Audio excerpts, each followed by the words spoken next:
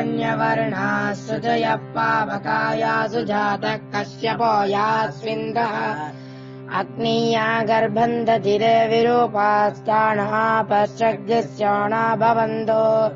यासाकुम् राजा वर्णो याति मध्ये सत्यानृत अवपश्यन् जनानाम्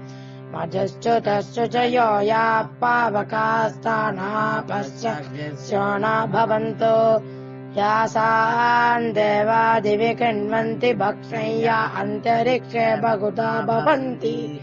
या पृथिवीम् पयसोद्धन्ति शुक्रास्तानः पश्चग्स्योणा भवन्तु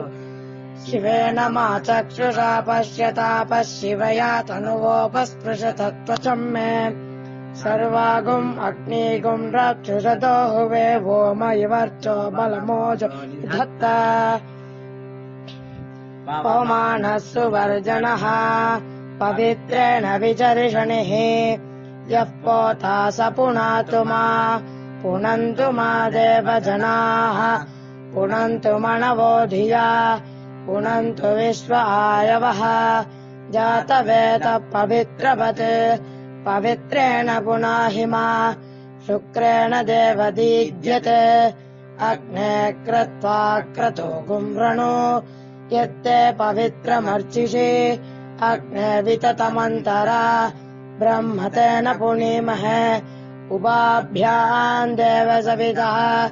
पवित्रेण सवेन च इदम् ब्रह्म पुनीमहे वैश्वदेवी पुनते देव्यागात् यस्यै बह्वीस्तनुवो वीतपृष्ठाः तया मदन्तः स धमाद्येषु वयग्स्याम पतयोरयीनाम् वैश्वानरो रश्मिभिर्मा पुनातु वातः प्राणेने शिरोमयो भूः या वा पृथिवी पयसा वयोभिः ऋतावरे यज्ञे मा पुनीताम् बृहद्भिः सवितस्त्रिभिः वरिशिष्ठैर्देवमन्मभिः अग्ने दक्षैः पुनाहि मा येन देवा अपुनत येनापो दिव्यङ्गसः तेन दिव्येन ब्रह्मणा इदम् ब्रह्म पुनीमहे यः पावमानीरद्येति ऋषभिः संवृतगुम् रसम्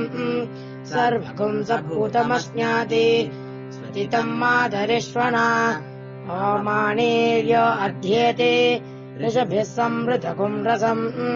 तस्मै सरस्वती जुहे क्षीरगुम् सर्पिर्मधूतकम् पावमाने स्वस्त्ययनेः सुदधाहि पयस्वतीः ऋषभिः संवृतो रसः ब्राह्मणे स्वमृतगुम् हितम् पावमानेर्दिशन्तु नः इमम् लोकमथो अमुम् कामान् समर्थयन्तु नः देवीर्देवैः समावृताः पावमाने स्वस्त्ययनेः सुदधाहि घृतश्च्युतः ऋषभिः संभृतो रसः ब्राह्मणे स्वमृतगुम् हितम् येन देवाः पवित्रेण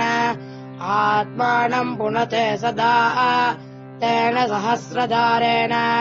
पावमान्यः पुनान्तु माम् प्राजापत्यम् पवित्रम् सतोद्यामगुम् हिरण्मयम् तेन ब्रह्मवितो भयम् भूतम् ब्रह्म पुनीमहे इन्द्रसुनेजे सह मा पुनातु सोमस्वस्यावर्णः समीच्या यमो राजा प्रमृणाभिः पुनातु मा जातवेदा मूर्जयन्त्या पुनातु भूर्भुवः सुवः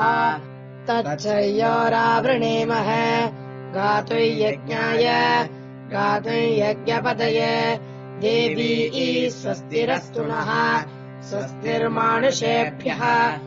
ऊर्ध्वम् जिगाति भेषजम् शन्नो अस्तु द्विपते शं चतुष्पदे